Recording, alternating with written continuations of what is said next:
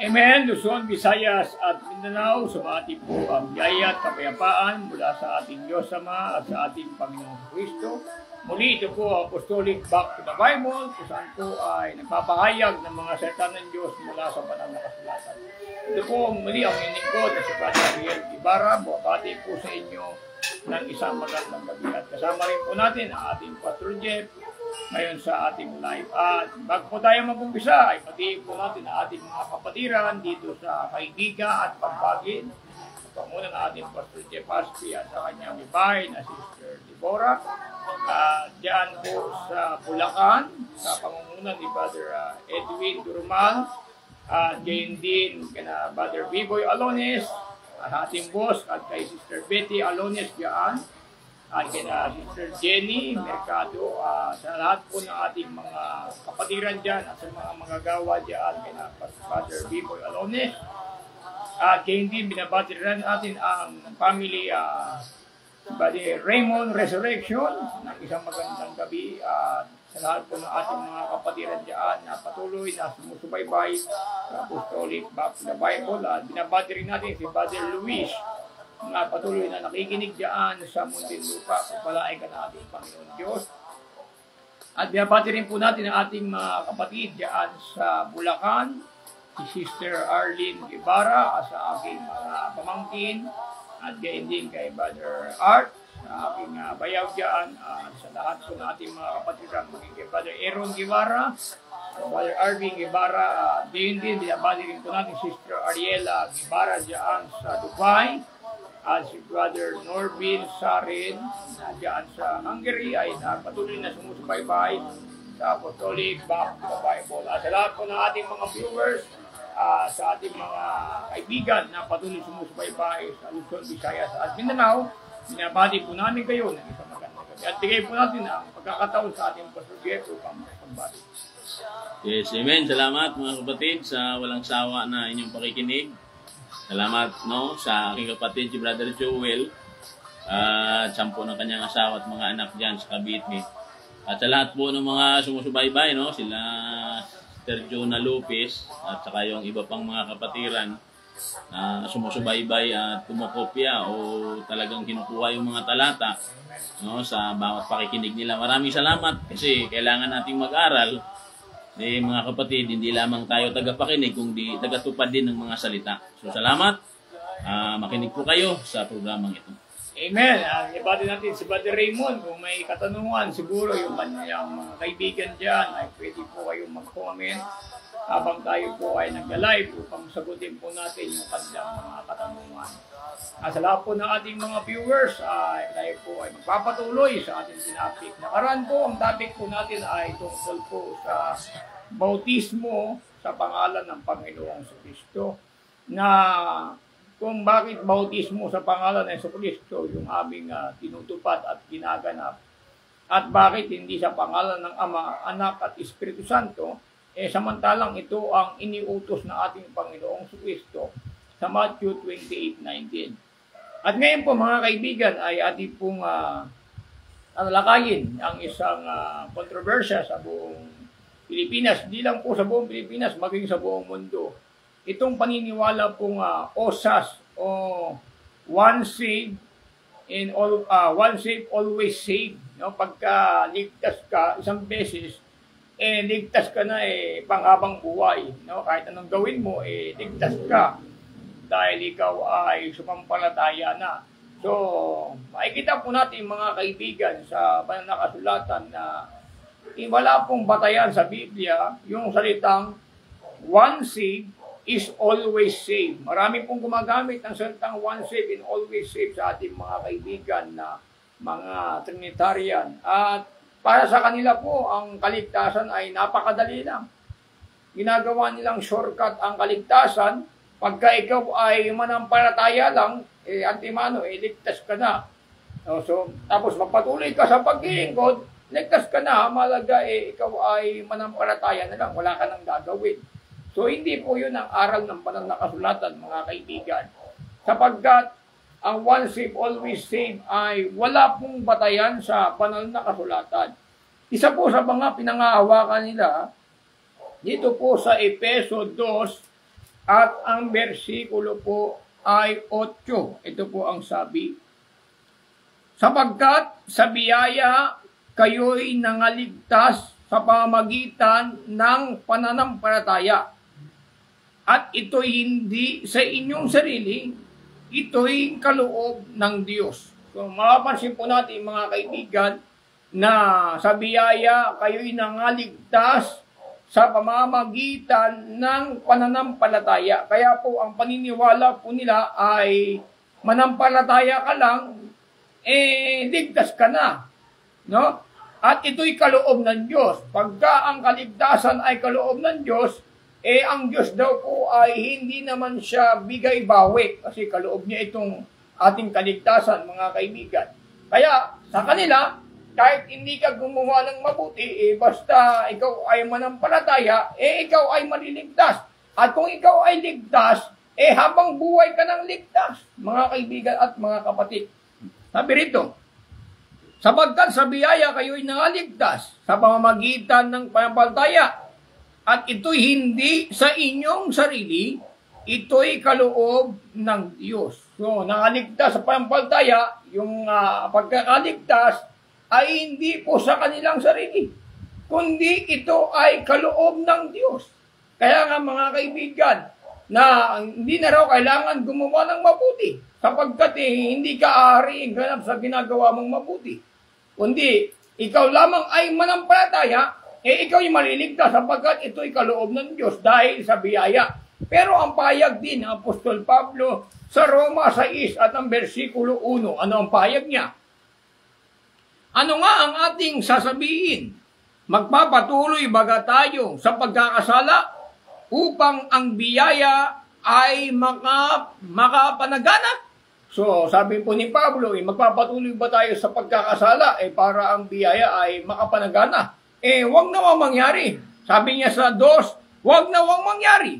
Tayong mga patay na sa pagkakasala, paano nga tayo'y mabubuhay pa riyan? Kung mapansin po natin mga kaibigan, sa 14, sapagkat ang kasalanan ay hindi makakapaghari sa inyo, sapagkat wala kayo sa ilalim ng kautusan, kundi sa ilalim ng biyaya. Yung biyaya ng Diyos mga kaibigan, ang ginagawa po ng mga tao, inaabuso po nila ang biyaya ng Diyos. Porket merong biyaya ng Diyos, pagka ikaw ay sumampalataya lang, maliligtas ka na, hindi mo na kailangan magkabautismo pa. Mga kaibigan at mga kapatid. At meron po silang aral na parang, pastor, yung ABCD. Yes. No, mananampalataya, magsisisi, tapos magpapatuloy sa paglilingkod, mga kaibigan. Yes. So, kaya pagka ikaw ay nanampalataya, Kristiyano ka na at ikaw ay ligtas at mananatiling ligtas. At yung kaligtasan na ito ay hindi na mawawala sapagkat yung kaligtasan daw, ito ay kaloob ng Diyos. Ang Diyos, pagka ang Diyos ay nagkaloob, hindi siya bigay-bawi. Kasi ang Diyos, pag nagbigay, talagang hindi siya bigay-bawi, mga kaibigan, no? Pero mapapansin po natin, yung banal na espiritu, ito po ay umaalis ito, binabawi ito ng Diyos, Paenggan niyo po ang payag po ng banal na kasulatan. Sa awit, Kapitulo 55 at ang bersikulo po ay 10. Pakinggan po natin. Likhaan mo ako ng isang malinis na puso, O Diyos, at magbago ka ng isang matuwid na espiritu sa loob ko. Sa 11, huwag mo akong paalisin sa iyong harapan, at huwag mong bawiin ang iyong santong espiritu sa akin. May tendency na pwedeng bawiin ng Diyos yung espiritu na ibinigay sa atin, mga kaibigan at mga kapatid. Lalo na kung tayo po itatalikod sa Panginoon, mapipigati po ang espiritu. Babawiin po yun ng Diyos. Ang Diyos po kasi ang nagbigay ng Espiritu Santo, pwede niya po itong bawiin, mga kaibigan at mga kapatid. No, sabi ni David, ang kanyang panalangin, huwag mong bawiin sa akin ang iyong santong espiritu.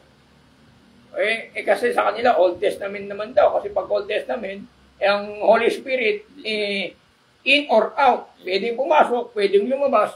Pagdating ba sa New Testament, ang Holy Spirit ba, nanatili rin bang Holy Spirit sa atin o lumalabas din? Pakinggan nyo mga kaibigan. sa Epeso 1 at Epeso 4:30. Pakinggan po natin. At huwag ninyong pigatiin ang Espiritu Santo ng Diyos. Nasa Kanya kayo'y tinatakan hanggang sa kaarawan ng pagkatubos. Ang Espiritu po ng Diyos, mga kaibigan, nabibigati ito eh. Nasasaktan ito, mga kaibigan at mga kapatid. Kaya nga dapat siyasatin natin yung ating sarili.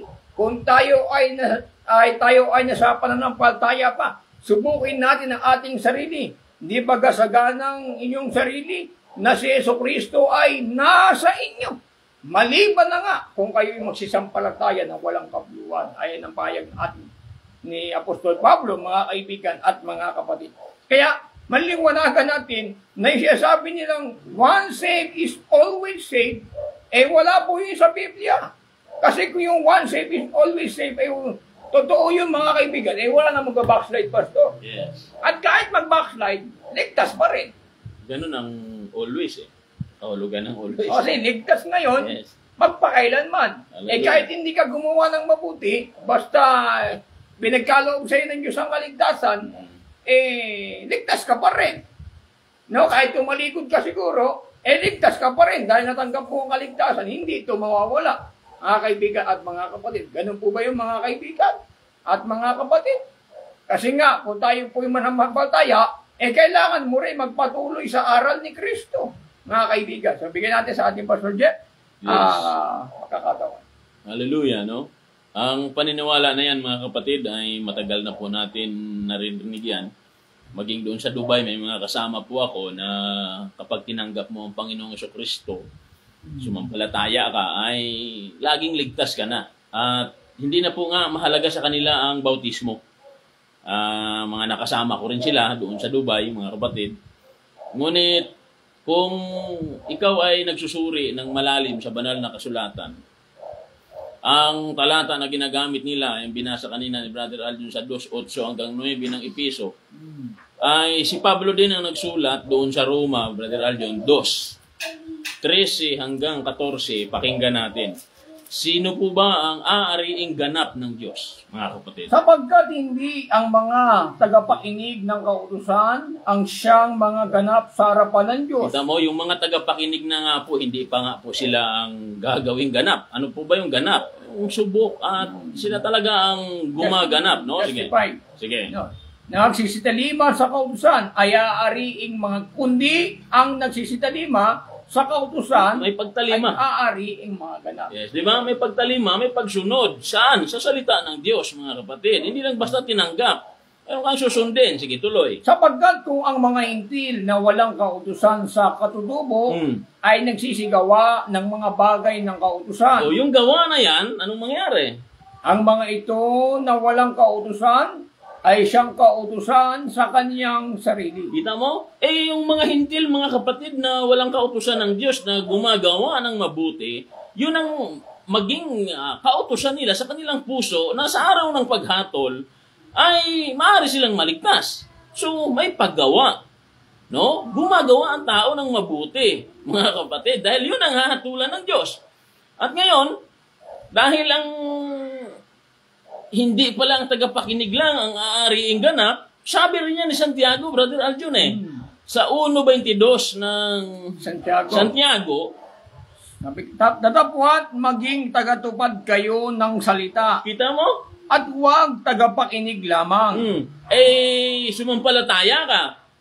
Sumampalataya ka sa salita, always save ka na. Paano kung hindi ka nga tumutupad?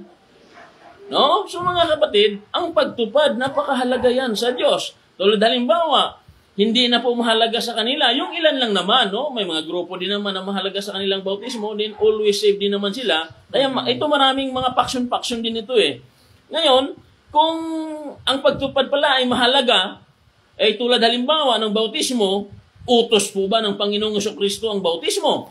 Ito yung utos ng Panginoong Kristo. Basahin natin. Kailangan din natin tuparin, no? Sa 28:19 ng Mateo. Pakinggan po natin.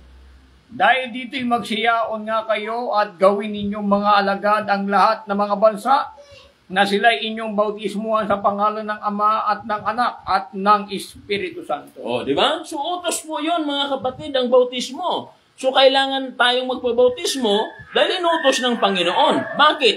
Ang bautismo, mga kapatid, ayon sa mga gawa sa 22:16, Brother Aljon, ay panlinis ito ng kasalanan eh. Masahin natin, Sige. may 22:16, sabi rito ay ganito. At ngayon, bakit ka tumitigil? Magtindig ka at ikaw ay magbautismo at hugasan mo ang iyong kasalanan, mga kasalanan na tumatawag sa kanyang pangalan. Kita mo?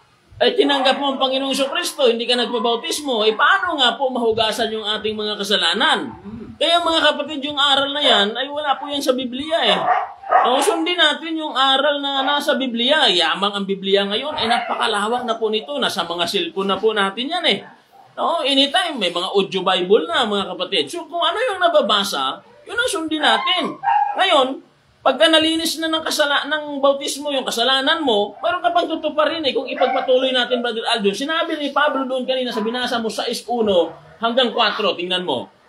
Mayroon pong pagpapatuloy itong pagsunod natin, hindi yung kahit na tumigil ka na, nag-backslide ka, o anong gawin mo, ligtas ka pa rin. Hindi ho, mga kapatid. Sige. O di baga ninyo nalaman na tayong lahat ng mga nabautismuhan kay Kristo Jesus ay nangabautismuhan sa kanyang kamatayan. Tayo nga'y nangailibig na kalakip niya sa pamamagitan ng bautismo sa kamatayan, na kung paano si Kristo ay nabuhay na maguli sa mga patay sa pamamagitan ng kaluwalhatian ng Ama, ay gayon din naman tayo ay makakalakad sa panibagong buhay. Kita mo? So may panibagong buhay na naghihintay, mga kapatid, after ng bautismo. Oh, yun po ang dapat na makita sa mga sumusunod, no, sa Panginoong Kristo, mga kapatid. Kaya yung itong once save, always save ay hindi po ma-apply sa mga talata na binasa natin eh. No, hindi po yun ma-apply. Napakahirap. Kasi no? may nakausap ako niyan dati noon. Once save, always save. Sabi niya, hindi na kailangan gumawa ng mabuti. Kasi save ka na eh. Kasi hindi ka aariing ganap, sabi niya. Hindi ka aariing ganap sa gawa mong mabuti. Kundi, sabi niya, kundi ikay aariing ganap sa pananampalataya at sa biyaya ng Diyos. Yun po ang katwiran, mga kaibigan, no? Na sabi niya, kami ay ligtas sa biyaya, hindi na raw kailangan ng mabuting gawa. Kasi nga ligtas naman daw sa biyaya, kasi pagkagagawa ka raw ng mabuti sa iyong sarili, hindi ka ma-justify. Ganun pa yun, mga kaibigan at mga kapatid. Pakinggan po natin ang sinasabi po ng banal na kasulatan, mga kaibigan. Amen. No? Kaya napakahalaga ng aral talaga, malaman ng mga tao. Pakinggan po natin sa Tito 3 at ang versikulo po ay 5. Pakinggan po natin. Na hindi dahil sa mga gawa sa katwiran na ginawa nating sarili, kundi ayon sa kanyang kaawaan ay kanyang inligtas tayo sa pamamagitan ng paghuhugas sa muling kapanganakan at ng pagbabago ng Espiritu Santo. Ito pa lang, Pastor. Yes. Kaya pala hindi tayo ma-justify kasi ito ay ating gawa ayon sa ating sarili. Kasi mga kaibigan, meron tayong ginagawa na hindi naman nakautos sa Biblia. Ang gusto kasi ng Diyos, mga kaibigan, yung ating paggawa ng mabuti, batay po yun sa Biblia. Kasi may gumagawa ng mabuti, hindi naman batay sa Biblia. Kasi sabi ng Bible, isasawala ko ang kabaitan ng mga mababait. Yes. Ayan po ang payag ni Apostol Pablo. Bakit po? Gumawa kasi sila, hindi batay sa Biblia. Mga kaibigan, kasi kaya nga meron tayong banal na kasulatan, dito tayo kukuha ng pattern kung tayo po ay gagawa ng mabuti. Mga kaibigan, meron po na tumutulong sa kapwa. Pero hindi yung tulong niya galing pala sa kurakot. Yes. Gumagawa yan ng mabuti sa kapwa. Pero yung pinanggalingan ng kanyang itinulong, hindi mabuti. Pero sa paningin ng mga tao, mabuti siya. Pero in the sight of God, hindi siya mabuti. Kaya nga kung gagawa po ng mabuti, maging kalugod-lugod sa harapan ng Diyos at sa harapan ng mga tao, mga kaibigan at mga kapatid. Amen. Kasi maraming gumagawa ng mabuti, yung gawa lang ayon sa kanyang sarili. Hindi batay sa kautusan ng Biblia. Yes. Tulad ni Cornelio. Si Cornelio, siya po ay namamalimos, Alaala lang sa kanya yung paggawa niya ng mabuti. Mga kaibigan at mga kapatid. Ngunit kulang pa rin yung paggawa niya ng mabuti. Kailangan ni Cornelio dumaan siya sa bautismo at makatanggap siya ng banal na Espiritu. Yes. Yung paggawa ng mabuti, mga kaibigan, hindi pa po sufficiente yun. Kailangan mabuti ka, tapos ikaw po nagpabautismo, at ikaw po makatanggap ng banal na Espiritu, at tutuparin mo ang kautusan ng ating Panginoong Kristo. Yes. Kasi Amen. maraming mabuti na hindi mabuti. Amen. Kaibigan. So, yung mabuti talaga, yung naglilingkod po tayo sa Panginoon. Yan po ang pinakamabuting gawin ng tao dito po sa sanlibutan. Kasi yung ginagawa mong mabuti, mga kaibigan, ayon sa iyong sarili, kailangan kasama mo ang Diyos sa paggawa mo ng mabuti. Mga kaibigan at mga kapatid, pakinggan niyo po mga kaibigan, sa 5:16 ng Mateo, dapat yung paggawa po natin ng mabuti, kasama ang Diyos na maluluwalhati. Pakinggan niyo po sa 5:16 of the book of Matthew. Lumiwanag na gayon ang inyong ilaw sa harapan ng mga tao, upang makita nila ang iyong mabubuting gawa at kanilang luwalatiin ang inyong Ama na nasa langit. Yung paggawa po natin ng mabuti, mga kaibigan, may bahagi rin po ang Diyos doon. Maluluwalhati po ang Diyos sa pamamagitan ng ating mga mabubuting gawa. Yes. Mga kaibigan at mga kapatid, no? Siyempre, pag gumagawa ka ng mabuti, sabi ng mga tao, totoo nga ang Kristiyano ito. Maluluwalhati ang Diyos, mga kaibigan at mga kapatid. So, bahagi lang. Dapat na bahagi yung Diyos sa atin, sa ating paggawa ng mabuti. Kasi may gumagawa ng mabuti. Ang tao, puro pinupuri siya ng tao. Yung kapurihan sa Diyos, hindi niya ibinibigay. Mga kaibigan at mga kapatid. Kaya, mapapansin po natin, hindi na rin kailangan ng mabuting gawa. Yung bang sinabi ng Biblia, ginawa nila, binasa na nila yung verse 8. Tuloy po natin hanggang 10. Kung hindi na kailangan ng mabuting gawa, mga kaibigan at mga kapatid. Pakinggan niyo po.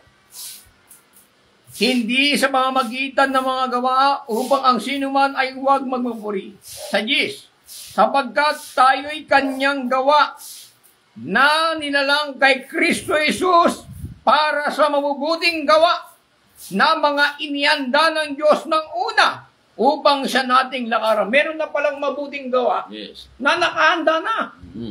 At yung mabuting gawa na nakahanda ng mga kaibigan, ito po yung ating lalakaran. Ito po yung mabubuting gawa. Yung mabubuting gawa na inihanda ng Diyos ng una, dito po tayo lalakad. Tayo kanyang nilikha para sa mabubuting gawa.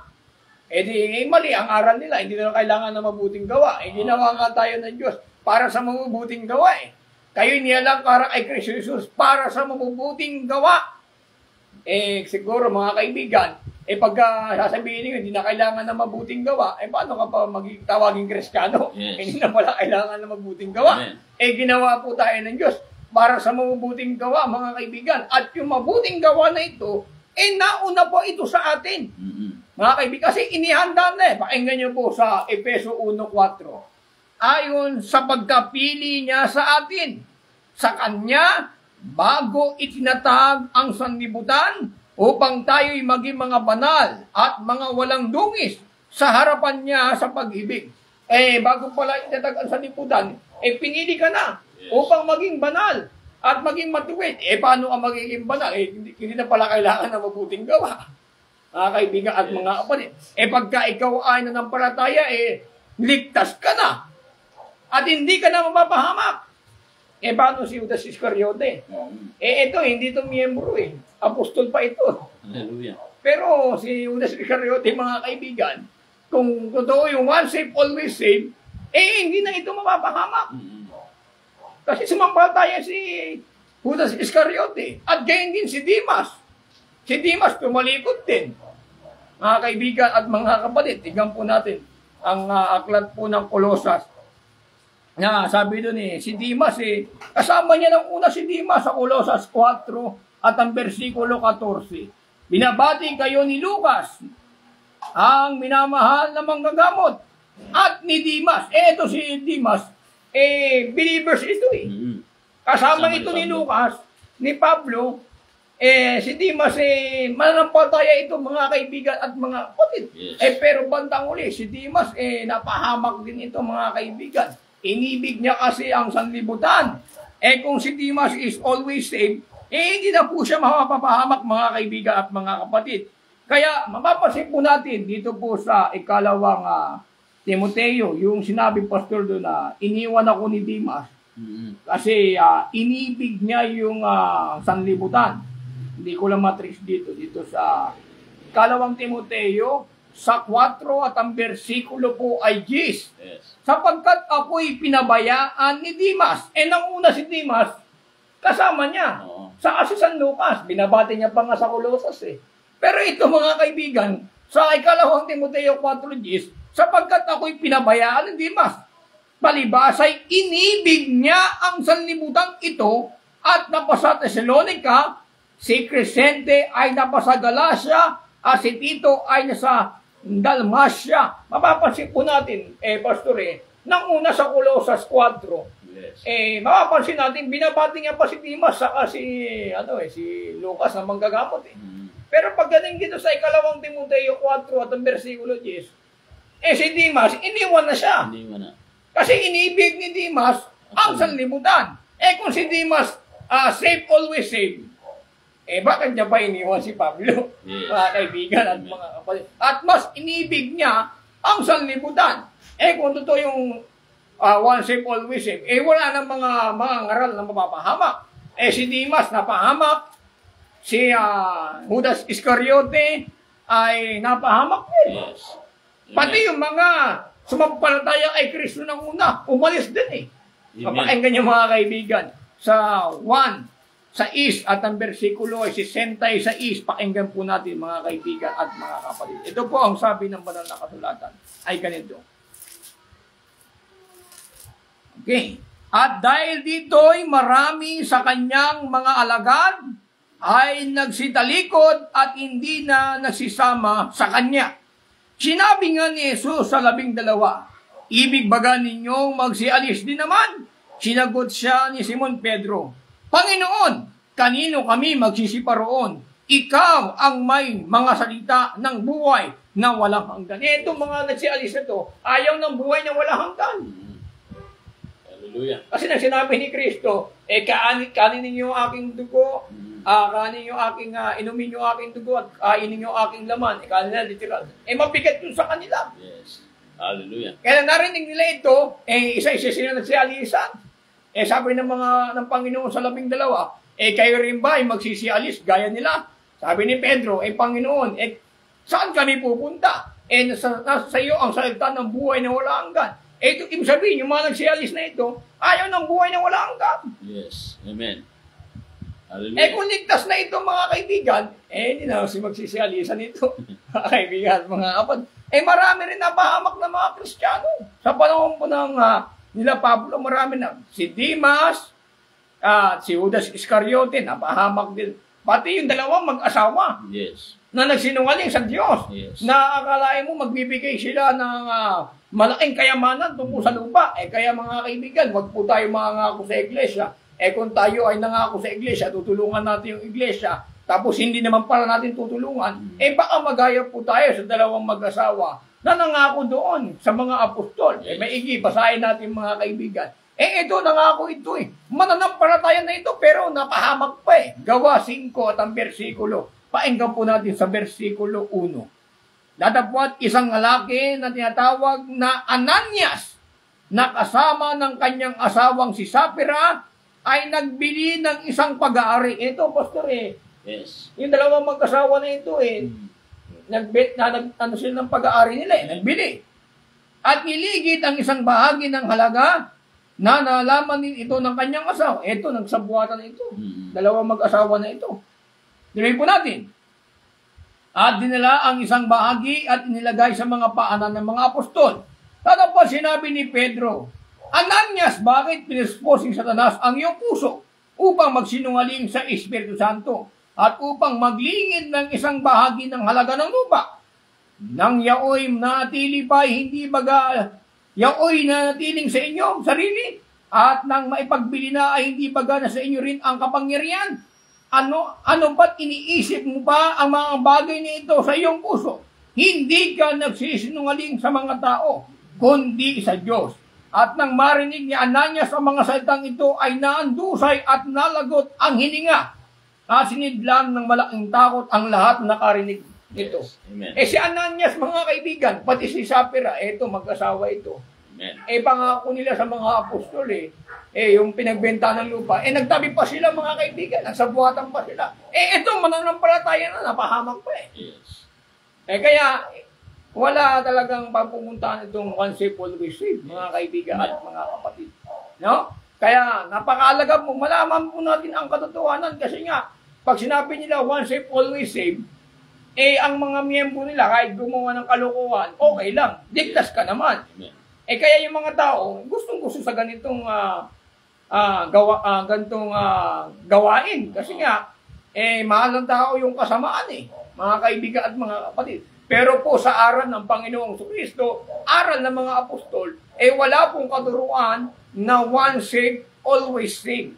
Kahit gumawa ka ng kalokohan, ligtas ka. Hindi po yan totoo, mga kaibigan. Tayo po'y kanyang ginawa para kay Kristo Jesus, para sa mabuting gawa na inihanda ng una na siya nating dapat lakaran. Yes. Sorry. Amen.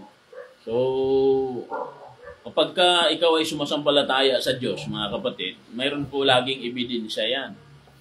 Kaya ang ating amang si Abraham ay sumampalataya siya sa Diyos at ito ang sinabi sa kanya doon sa Santiago 2:22 hanggang 24, Brother Aljon, para sa kaalaman ng ating mga kapatid na sumusubaybay, mga kapatid.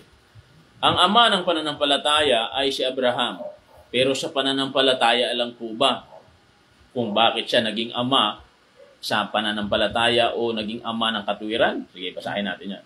At nakikita mo na ang pananampalataya ay gumagawang kalakip ng kanyang mga gawa. At sa pamamagitan ng mga gawa ay naging sakdal ang pananampalataya. At natupad ang kasulatan na nagsasabi at si Abraham ay sumasampalataya sa Diyos at yaoy ipinilang na katwiran sa kanya at siya'y tinawag na kaibigan ng Diyos. Tuloy. Hindi natin. Okay, at nakikita ninyo na sa pamamagitan ng mga gaway inaaring ganap ang tao. Kita mo? At hindi sa pamamagitan ng pananampalataya lamang. Oh, kita mo? Kailangan may gawa. May gawa talaga. Hindi sa pananampalataya lamang. Yes, tama yung sinabi mo Kaya parang sabi nila, tao lamang. Oh. No? Hindi po yun, tao lamang, mga kaibigan, no? Kaya, hindi sa pamagitan ng pampalataya lamang, kailangan po, mga kaibigan, gawa at pananampalataya. Tuloy po natin. Amen. At gayon din naman, hindi rin baga si Rehab na palutot ay inaring ganap sa pamamagitan ng mga gawa. Gawa ka rin Dahil sa tinanggap niya ang mga sugo ng kanyang pinapagdaanan sila sa ibang daan. Sapagkat kung paano ang katawan na walang espiritu ay patay, gayon din ang pananampalataya na walang mga gawa ay patay. Yes. Amen. Si Rehab hindi dahil sa pananampalataya Yes. kundi dahil sa kanyang ginawang mabuti. Doon sa mga isinugo ni Joshua, mga kaibigan. Kaya kailangan talaga yung mabuting gawa Yes. Amen. Anong klaseng gawa? Dapat gawang mabuti. Saan ka gagawa ng mabuti? Kasi may address ito Yes. Kagawaan ng mabuti. Ito may address. Pakinggan nyo po. Sa SGs ng Galacia, pakinggan po natin, mga kaibigan at mga kapatid. Ay ganito. Kaya nga, samantalang tayo'y may pagkakataon, ay magsigawa tayo ng mabuti sa lahat. Yes. Sa lahat, mga kaibigan. Sa ating magulang, sa ating mga katrabaho, sa ating mga kaibigan, sa ating pamilya, sa ating asawa, magsigawa tayo ng mabuti sa lahat. Tuloy. At lalong-lalo na sa mga kasambahayan sa pananampalataya. Yes, Lalo amen. na pala, mga kaibigan, gagawa ka ng mabuti sa lahat, lalo na yung sa iglesia. Yes. Amen. Lalo na sa iglesia, mga kaibigan, gagawa ka ng mabuti.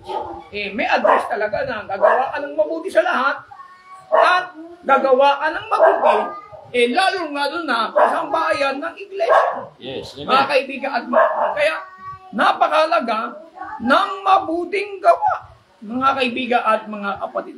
At yung mabuting gawa na ito po ang magliliwanag sa atin, mga kaibigan. Ito yung makikita sa atin, mga kaibigan. Tayo po'y liwanag ng sanlibutan. Yung liwanag natin sa sanlibutan, ito po yung ating mabubuting mga gawa, mga kaibigan. Yes, amen. Doon sa Hebreo, sa 13:16, Brother Aljon, isa po ito sa mabuting gawa. Ito, yung pagkakaloob ito eh. Yes, tingnan mo. Tatapat ang paggawa ng mabuti at ang pag-aabuloy ay huwag ninyong kalimutan. Bakit? Sapagkat sa mga gayong hain, ang Diyos ay totoong nalulugod. Nalulugod Kailangan pala. lang pala mabuting gawa mo, Yes. kailangan may kaloob ka rin sa Panginoon. Yes, amen. Sabihin, sa... Tulad halimbawa, nung binasa mo kanina doon kay sa ating amang si Abraham, yung mabuting gawa na tinutukoy doon sa kanya, sumampalataya siya, tapos yung mabuting gawa, yung hinandog niya si Isaac eh. Kasi bahagi yun, mga kaibigan, na inandog niya si Isaac. Sabihin, Yes. yung kanyang panampalataya, Yun ang ebidensya. yun ang gawa niya. Yes. Yun ang ebidensya, mga kaibigan. So, kaya sabi rin, dapat ang paggawa ng mabuti at ang pag-aabuloy ay huwag ninyong kalimutan. Bahagi rin po ng mabuting gawa yung pag-aabuloy. Yes, amen. Kaya nga sabi nila hindi na kailangan ng mabuting gawa. Mm. Sabi niya, Pastor, mula ngayon, hindi na ako mag-iika po. Hindi. Hindi yan, kapatid. Hindi kasali. Hindi kasali yun. Kasi nga, mga kaibigan, no? Ang sabi ang pag-iika po ba, mabuting gawa? Sabi ng pastor, sabi niya, pastor, hindi na kailangan ng mabuting gawa. Hindi na ako magbibigay ng gawa. Hindi kasama yan, kapatid. No? Kaya, kailangan talaga, mga kaibigan, yung mabuting gawa, kasama po rito yung pagkakaloob natin sa Panginoon, mga Yes. kaibigan. Yan ang katunayan na mahal po natin ang gawain ng Panginoon. Kasi si Pablo, wala siyang tiniray. Yes. Nang inibig niya ang Panginoon, mga kaibigan, nang minahal niya ang iglesia, painggan niyo, mga kaibigan, sa Filipos, sa 3. Makikita po natin ang pag-ibig ni Apostol Pablo, mga kaibigan at mga kapatid. Sabi niya ron, sa 3:18 ata yun, talata na yun. Painggan po natin, mga kaibigan at mga kapatid. Ay, ganito. Sabi niya, 3, okay. Sabi ng pastor yung lahat ng bagay. Ito. Sa 4:13, sabi rito. Yes. Marunong akong magpakababa at marunong naman akong magpakasagana. Sa bawat bagay at sa lahat ng bagay natutunan ko ang lihim, maging sa kabusugan, maging sa agutom, at maging sa kasaganahan, at maging sa kasalatan. Lahat ng mga bagay ay aking magagawa doon sa nagpapalakas sa akin. Nakikita natin na si Pablo adjustable siya. Yes, amen. Sa kagutom, pwede siya. Mm. Sa kasaganahan, pwede rin siya. Yes. Pero mga kaibigan at mga kapay, iniwan ni Pablo lahat. Alang-alang kay Kristo, mga kaibigan at mga kapay. Inari niya ang sukal at dumi. Alang-alang kay Kristo. Yung kanyang paglilingkod, pinakita talaga ng ating Apostol Pablo kung ano yung tamang paglilingkod. Amen. Na kailangan, mga kaibigan, kailangan yung ating pananampalataya, meron itong mabubuting gawa. Yes, amen. At yung mabubuting gawa, mga kaibigan, dapat batay sa banal na kasulatan. Yes. Kasi merong Yes. gumagawa ng mabuti, hindi naman batay sa banal na kasulatan. Oo. Ano po ang problema, mga kaibigan? Pagka hindi batay sa kasulatan yung ating ginagawa, hindi maluluwalhati ang Diyos. Yes. Kasi sabi ng Panginoon, lumiliwanag ang kayo sa harapan ng mga tao sa pamamagitan ng iyong mabuting gawa ay maluluwalhati nila ang inyong Diyos Ama. Yes, amen. So, yamang tayo'y sumusunod na rin lang naman sa kautusan ng Panginoon hanggang kailan? Sabi ni Pablo doon sa unang Timoteo, Brother Aljon, sa 6:12, no, tuloy ang basa, ay hanggang sa 13. Basahin natin. Ipinagbibilinan ko sa iyo sa paningin, 12. Makipagbaka ka ng mabuting pakikipagbaka ng pananampalataya. Hanggang saan ka makipagbaka, mga kapatid? Tuloy. Manangan ka sa buhay na walang hanggan, na dito'y tinawag ka, at ipinahayag mo ang mabuting pagpapahayag sa harapan ng maraming mga saksi. 14. Natuparin mo ang utos ng walang dungis, walang kapintasan, hanggang sa pagpapakita ng ating Panginoong Jesucristo. Obligado tayo hanggang hindi pa dumarating ang Panginoon. Ito pa rin. Hanggang sa kanyang pagpapakita. Hindi lamang hihinto, mga kaibigan, kasi ang iba, mahihinto muna ako, malayo pa lang ng Panginoon. Hindi po in-advise ni Pablo yan. No? In fact, kung italon pa natin yan sa pangalawang Timoteo sa 4:6 hanggang 8, Brother Aljon, si Pablo mismo siya yung apostol natin. Patay natin. Sapagkat ako'y inaalay na at ang panahon ng aking pagpanaw ay dumating na. Naipagbaka ko ng mabuting paikipagbaka. Natapos ko na ang aking takbo. May tinapos siya. Iningatan ko ang pananampalataya. Yung pananampalataya na yan ng mga apostol, iningatan yan nila yan at iingatan din natin yan. Tuloy. Tuloy natin. Buhat ngayon ay natataan sa akin ang putong ng katwiran na ibibigay sa akin ng Panginoon na tapat na hukom sa araw na iyon. At hindi lamang sa akin, kundi sa lahat din naman ng mga nag-aangad ng kanyang pagpapakita. Yes, amen. So, nagsimula kang maglingkod sa Diyos, lumaban ka, hindi ka dapat bibitaw. Kung di tapusin mo hangganan ng takbuhan na ibinigay ng Diyos sa iyong harapan, mga kapatid. Bakit? Sapagkat sa araw na yaon, kapag ka natapos mo, hindi ka bumitaw, hindi ka sumuko, hindi ka bumigay, ay mayroong buhay na walang hanggan at mayroong pang putong ng katwiran. Ang kaligtasan ba na iwawala? Na sabi ni John the Beloved sa 3 Gs ng Revelation, pinapaingatan. No? Tingnan ninyo, mga kapatid. Kailangan natin ingatan po yan. Sapagkat tinupad mo ang salita ng aking pagtitiis, ikaw naman ay aking iingatan sa panahon ng pagsubok na darating sa buong sanlibutan upang subukin ang mga nanaan sa ibabaw ng lupa. Kailangan talaga ingatan na ito. Pag sinabing ingatan, 3 Gs ba minasa mo? 3 Gs ng Revelation. Siguro no, sa ikalawang... 11. Tuloy mo sa 11. Ako'y dumarating na madali. Panghawakan mong matibay ang nasa iyo. Kita mo? Upang wag kunin ng sino man ang iyong putong. Pwedeng kunin Pwedeng kunin ito Yes. Ito rin ang payag ni Apostol Pablo na baka yung kaloob sa iyo kunin din. Ipaglaban mo, kapatid, no? Kaya malaga po yung panampalataya, mga kaibigan, kasi nga kailangan may panampalataya ka, may bahagi rin na mabuting gawa. Yes. Hindi lang panampalataya ka, save ka na magpakailanman, hindi ka na mapapamak. At sa ngayon, hindi pa natin hawak ang corona. Ipinaglalaban pa natin, hindi pa natin alam kung sino sa atin ang talagang makakarating doon sa hukuman ng Diyos. Pero yamang may salita ng Diyos na kailangan natin lakaran at doon tayo magpapatuloy, din doon tayo humuhugot ng pag-asa, mga kapatid. Ang Diyos po marunong magligtas. Kasi kung siya nga'y gumawa ng arka para iligtas yung 8 na kaluluwa, at ang napahamak ay 1,000,000. Hindi, how much more sa panahon natin, mga kapatid? Ang Diyos ay marunong magligtas, marunong din siya magpahamak sa mga taong hindi sumasampalataya, mga kapatid. No? Naalala ko, binasa mo nung nakaraan yun sa pangalawang Tesalonica, no? 1:8 hanggang 9. Tingnan ninyo, mga kapatid. Mga kaibigan. No, lumaban po tayo habang tayo may buhay pa, mga kapatid. Maglingkod tayo sa Diyos. Huwag natin paniwalaan yung mga aral na yan, mga kapatid. No? Sige, tuloy. Na maghihiganti sa hindi nagsikilala sa Diyos at sa kanila na hindi nagsisitalima sa Ebanghelyo ng ating Panginoong Hesus, na siyang tatanggap ng kaparusahan na walang hanggang kapahamakang mula sa harapan ng Panginoon at mula sa kalwalatian ng kanyang kapangyarihan. Ito maghihiganti sa mga hindi kumilala sa Diyos. Yan yung mga ateista, kaya kumilala sa Diyos. Yes, at saka yung mga tumalikod. Yung mga tumalikod. At sa mga hindi nagsisitalima sa Ebanghelyo. Ito, nasa loob to ng iglesia. Yes. Pero hindi tumatalima. Dito rin maghihiganti ang Panginoon, mga kaibigan at mga kapatid. Kaya mabigat po ito, mga kaibigan. Ngayon, isa sa pinangahawakan kasi ng once save, always save. Yes. Sa Jude 1:3. Itong awak nila. Mga minamahal, samantalang ako'y totoong nagsisikap ng pagsulat sa inyo tungkol sa kaligtasan nating lahat, ay napilitan akong sumulat sa inyo na inaaralan kayong maipaglabang masikap dahil sa pananampalataya na ibinigay na minsan at magpakailanman sa mga banal. Ito pala, mga kaibigan, yung panampalataya na ibinigay na minsan magpakailanman sa mga banal. Yes. Kasi sabi rito, maipagbakang masikap dahil sa pananampalataya.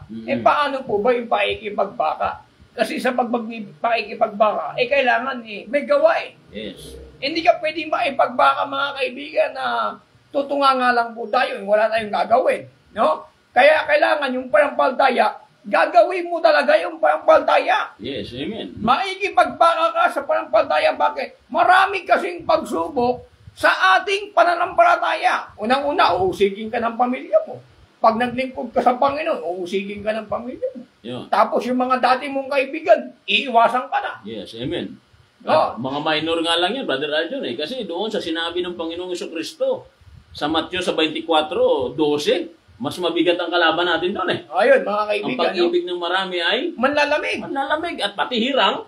Pati mga hirang matataya pa. Oh. Pagka dumating itong bulaang propetang ito, Oo, pero ang magtiis hanggang wakas, ay siyang maliligtas. Ayun po, bayag ng Panginoong Kristo, no? Kaya kailangan pong maipagbaka sa pananampalataya. hallelujah, ipaglaban natin mga kapatid. Kasi yung ating pananampalataya, may pagsubok ito eh. Yes. May apoy itong dadaanan eh. Painggan nyo ang sabi ni Pedro. Sa 1:7 ng unang Pedro. Tingnan po natin mga kaibigan. Upang ang pagsubok sa inyong pananampalataya na lalong mahalaga kaysa sa ginto na nangasisira. Bagamat ito'y sinusubok sa pamamagitan ng apoy, ay masumpungan sa ikapupuri at ikaluwalhati at ikararangal at pagpapakahayag ni Jesucristo. Ito palang pananampalataya matindi ito eh. Yes, amen. Susubukin ka eh. Yes. Kaya ito sa pananampalataya mga kaibigan, meron po itong pakikipagbaka. Meron itong pakikipaglaban. Yes. Hindi naman pwede manampalataya ka na hindi ka lumalaban mga kaibigan. At isa sa pakikipaglaban natin, yung mga mabubuting gawa. Sabi ng iba, wala na raw mabuting gawa. Di yung pakikipagbaka nila sa pananampalataya, walang saysay. Yes. Dahil nanampalataya sila, pero walang pakikipaglaban. Yes. Hallelujah. Mga kaibigan at mga kapatid. No, kaya napakalaga, sabi ni Pedro, mahalaga pa yung ating pananampalataya. No, yung pagkasubok sa ating pananampalataya, mahalaga pa ito sa ginto. Mga kaibigan, ito po ay sinusubok. So, tignan po natin, may mga katanungan at rito. Ibig sabihin po, brother, si Jenny Lynn Fuertes, ibig sabihin po, brother Ariel, hindi pa po sapat ang pagbabautismo at pananampalataya lang. Ito ang tanong niya mga kaibigan, no? Kailangan sagutin natin ito maganda kasi nga, meron pong pananampalataya at merong bautismo. Pero hindi na natapos yun doon, mga kaibigan at mga kapatid. Kasi yung pananampalataya, ito'y pangunahing hakbang para tayo po mga kaibigan, makapasok po mga kaibigan sa ating paglilingkod sa ating Panginoon. Ngayon po, yung pananampalataya, tapos bautismo. Dalawang klase po ng bautismo, mga kaibigan at mga kapatid. Bautismo sa tubig at bautismo sa Espiritu, mga kaibigan at mga kapatid. Pagka kayo po ay nabautismuhan sa tubig sa pangalan ng Panginoong Kristo, matatanggap mo ang kaloob ng Espiritu Santo. Yes. Hindi pwede na nabautismuhan ka sa pangalan ng Kristo, stop na. Kailangan matanggap mo ang kaloob ng Espiritu Santo. Yes. Kasi mga kaibigan, pag meron kang Espiritu Santo, anong sabi ng banal na kasulatan, mga kaibigan? Sa Roma 8. Ito po ang sabi. Roma 8 at ang bersikulo po ay 16. Ang Espiritu rin ang nagpapatotoo kasama ng ating Espiritu na tayo'y mga anak ng Diyos. Kasi itong Espiritu Santo, ito ang nagpapatunay na tayo po ay anak ng Diyos. Mga kaibigan at mga kapatid. Kaya nga nagpapatunay na si Jesucristo ay bugtong na anak ng Diyos. Yes. Pagbaba ng Espiritu Santo, sabi ng Ama, ito sinisita kong anak. Yes, bakit? Lumapag na yung Espiritu Santo sa kanya.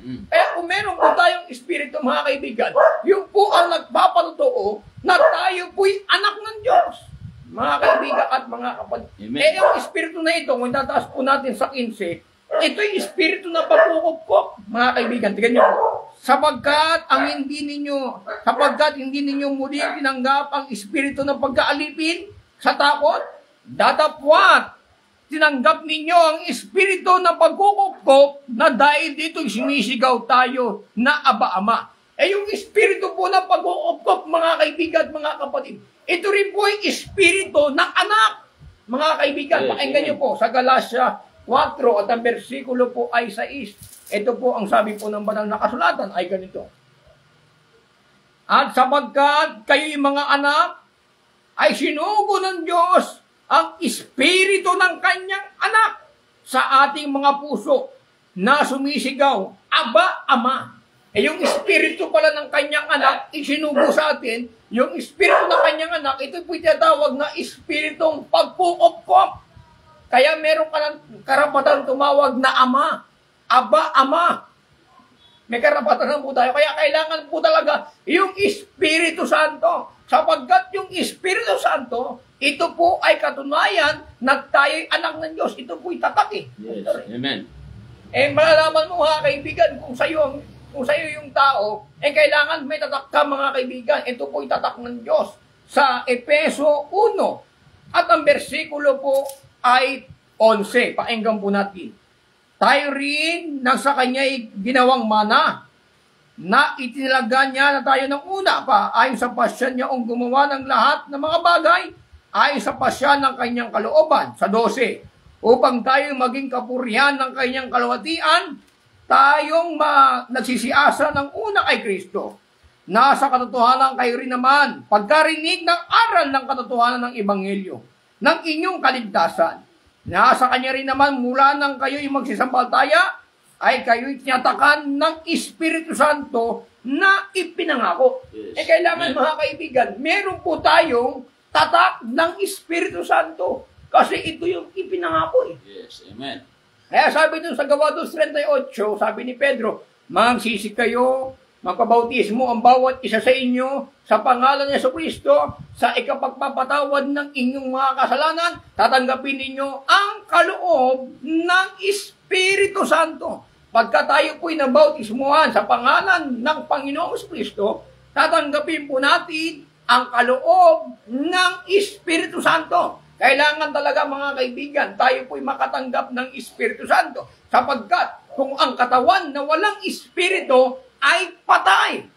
Mga kaibigan at mga kapatid, pakinggan niyo po sa 12:13 ng unang Korinto, mga kaibigan at mga kapatid. Ano bayag po ng banal na kasulatan? Sabi rito, sapagkat sa isang espiritu ay binabautismuhan tayong lahat sa isang katawan. Maging tayo Hudyo o Grego man, maging alipin o laya, at tayong lahat ay pinainom sa isang espiritu. Dapat tayo pinautismuhan sa isang katawan. Yes. Ang isang katawan, walang iba kundi ang iglesia. Kaya pag ang iglesia, ang mga membro walang espiritu ng Diyos, wala pong buhay ang iglesia. Patay po ang iglesia. Mga kaibigan at mga kapatid. Sapagkat ang buhay ng iglesia ay yung espiritu. Painggan niyo po. Sa Efeso 4:4, painggan po natin ang payag ni Pablo. May isang katawan at isang espiritu. Gaya ng pagkatawag sa inyo sa isang pag-asa na pagtawag sa inyo. Yung isang espiritu, mga kaibigan, yung isang katawan, para po yun sa isang espiritu. Yes. At yung isang espiritu, para po yun sa isang katawan. Pagka ang katawan, wala pong espiritu, yung iglesia, pag walang espiritu, patay po ang iglesia. Kaya kailangan po natin mabautismuhan tayo sa tubig at mabautismuhan tayo sa espiritu. Yes. Amen. Mahirap nga mga kaibigan, merong nanampalataya ka na. Nagpabautismo ka na sa tubig. Tapos meron ka ng Espiritu Santo. Nakatanggap ka na ng kapangyarihan. Pwede ka pa nga mabackslide, sabi ni Pablo. Yes. Amen. Pakinggan niyo mga kaibigan. Sa Hebreo 6:3, pakinggan po natin mga kaibigan. Ito, meron na itong Holy Spirit. Nabautismo na ito, pero may tendency pang napahamak siya. Tingnan niyo mga kaibigan. Sa stress ng Hebreo ay ganito.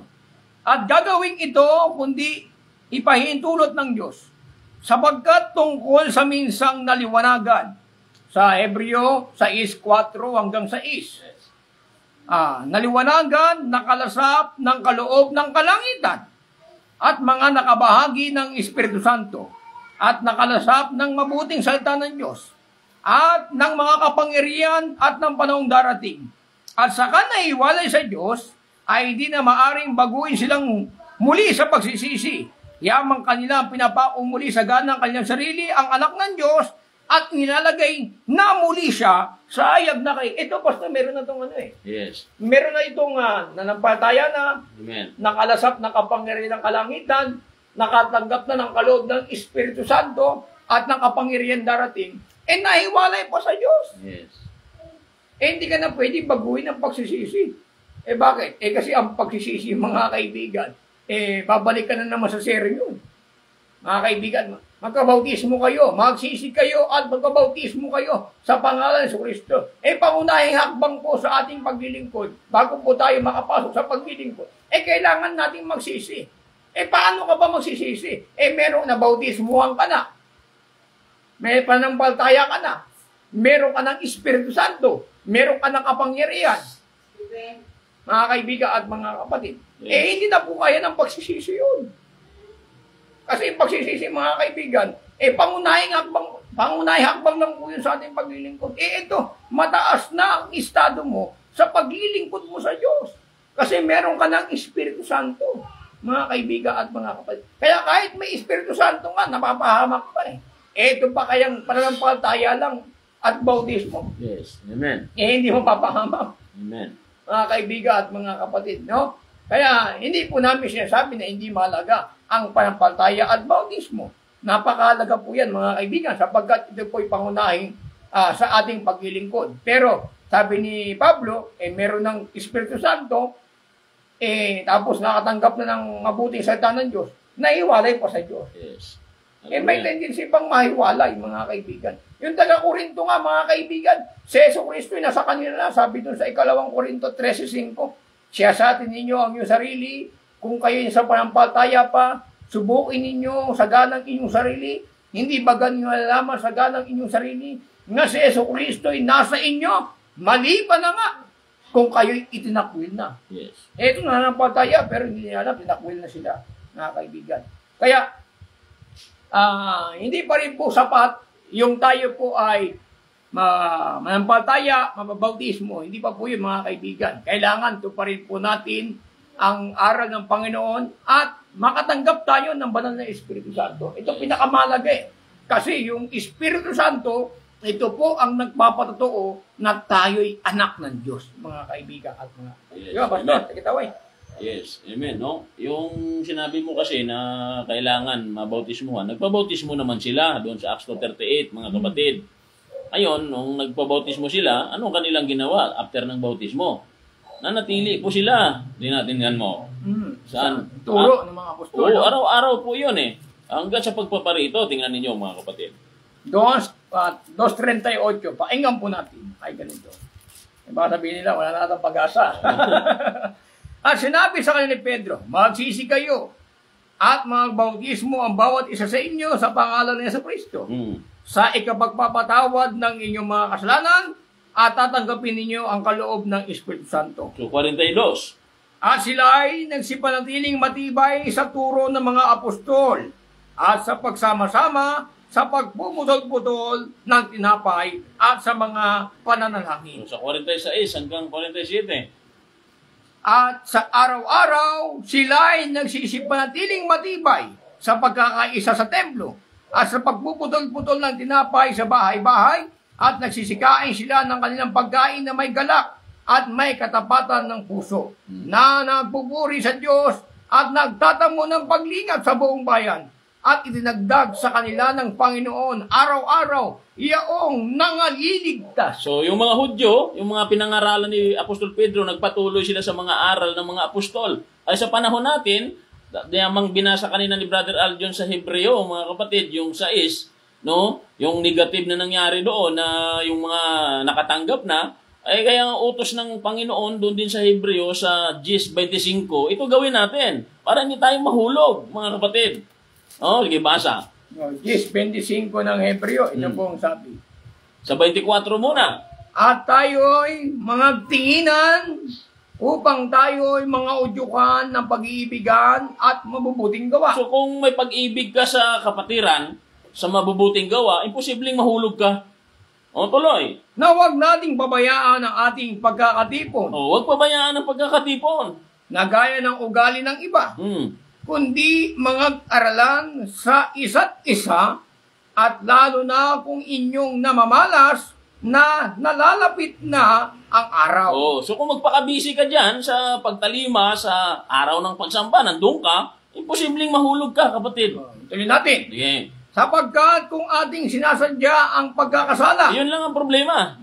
pagkatapos na ating matanggap ang pagkakilala sa katotohanan, ay wala nang haing natitira pa tungkol sa mga kasalanan, kundi isang kakilakilabot na paghihintay sa paghuhukom at isang kabangisan ng apoy na lalamon sa mga kaaway. So, di ba? So, matapos mo matanggap ang Panginoon, bakit mo pa sasadyain ang pagkakasala?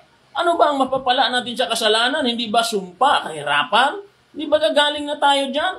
Ang parusa ng Diyos ay nilasap na natin doon dati dahil ang buhay natin ay makasalanan. Ngayon, babalikan pa ba natin yon? Hindi naman tayo mga aso na bumabalik sa mga suka, mga kapatid. Sapagat ang tinanggap natin ang Diyos, ang kanyang mga salita, at doon tayo magpapatuloy. Kaya nga ang hamon ng Biblia sa Hebreo pa rin, sa yung kung walang kabanalan, doon tayo dapat magpapatuloy para makita natin ang Diyos. Hebreo 12, 14.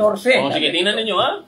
Sundin ninyo ang kapayapaan sa lahat ng mga tao at ang pagpapakabanal, na kung wala ito'y sinuman ay hindi makakakita sa Panginoon. So lahat ng mga tao, Brother Aljon, ay makipagpayapaan.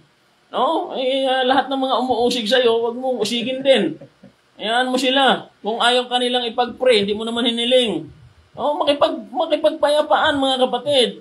Dahil bahagi ng kabanalan yun eh. Minabalitaan pa nga tayo, gumagawa ng programa. Ang programa niya, puro pangalan ko eh.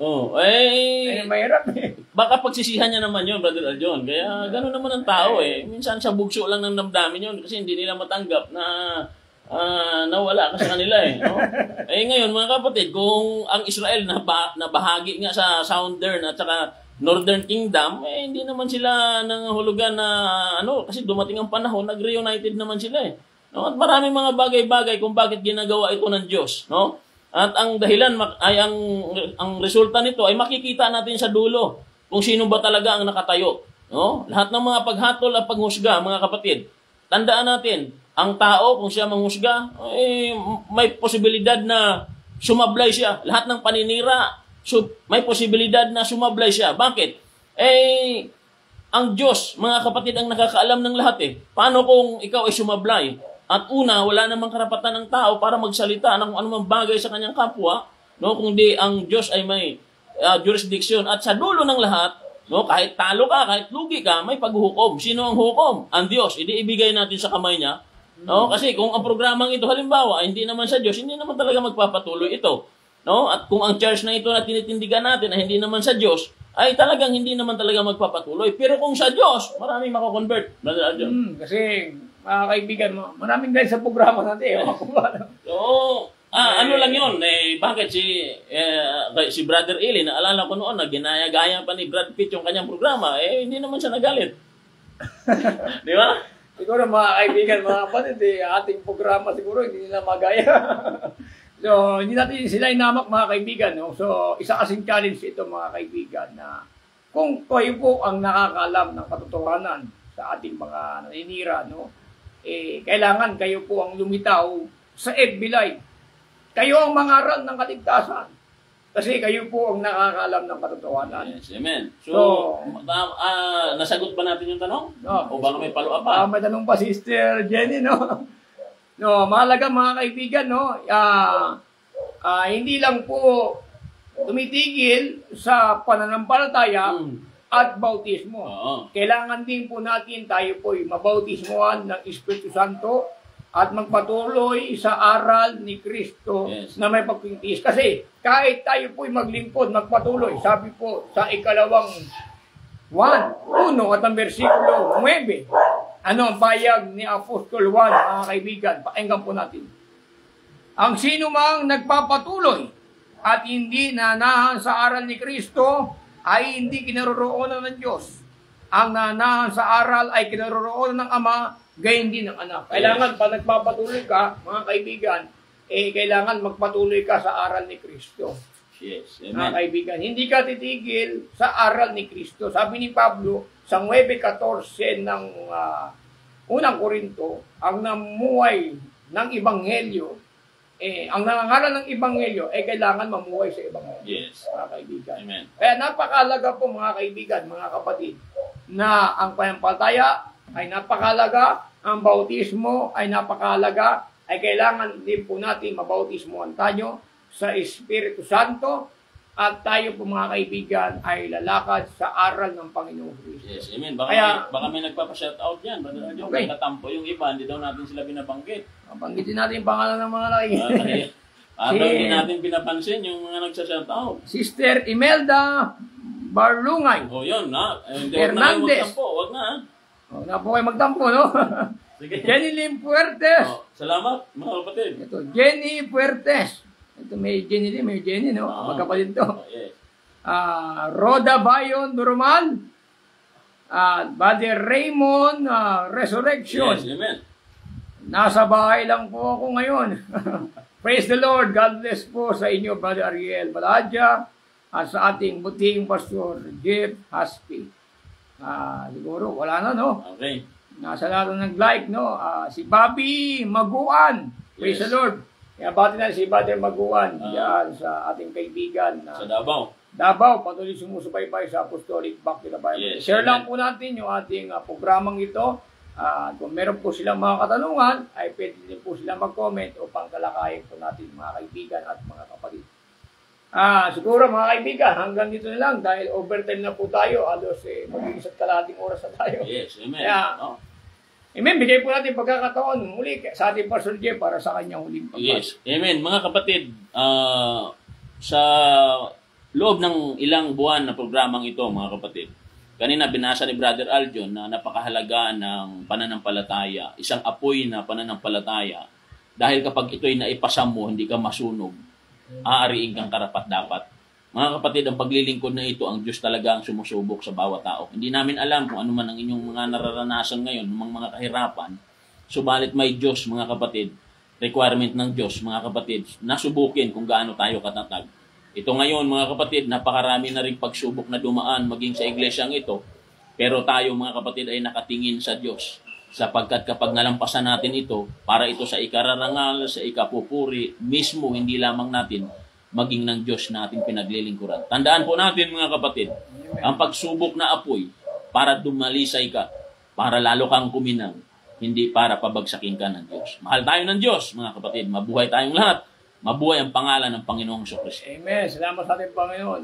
Nagpapaboy si Brother Jenny Fuertes. Yes. Ibig sabihin po, Brother Ariel, kung ang mananampalataya ay maniniwala sa one save, always save, ay may kapamakan sa pagdating ng araw ng paghukom. No? Wala po tayo mabasa, mga kaibigan, na letra for letra na pagkaniwala ka sa one save, always save, mapapahamak ka. Yes. Ang amin lang ibig sabihin, mga kaibigan, hindi ito sinasangayunan Ng Biblia. mga kaibigan. No, meron po talagang salvation. Ito po ay meron po talagang walang hanggang kaligtasan after na ng mga bagay na ito. No, kaya pagpalain po tayo ng ating Panginoon, kaya yung one save, always save, mga kaibigan, i-clarify lang po namin.